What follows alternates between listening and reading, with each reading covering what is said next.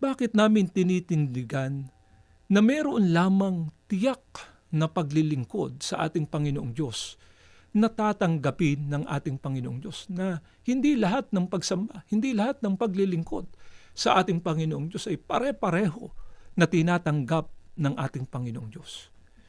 Ano nga po ba ang patotoo mismo ng ating Panginoong Diyos tungkol sa mga taong nag-uukol sa Kanya ng pagsamba at mga paglilingkod? Lahat po ba ng pagsamba na ipinatutungkol ng tao sa ating Panginoong Diyos ay pare-parehong tinatanggap at pinahahalagahan ng ating Panginoong Diyos? Pakinggan ninyo, at ganito ang mababasa natin sa Mateo 15:9. Pakinggan po ninyo ito.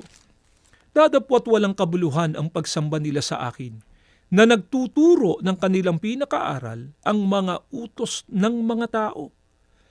Ang may pahayag po nito ay ang ating Panginoong Diyos mismo. Ang sabi ng ating Panginoong Diyos, walaan niyang kabuluhan ang pagsamba nila sa akin. Bakit po ito sinabi ng ating Panginoong Diyos? Sapagkat ang kanilaan niyang sinusunod na aral ay mga utos lamang ng tao. Sa makatwid, lahat ng paglilingkod na yon at pagsamba na gagawin ng tao, walang kabuluhan sa ating Panginoong Diyos.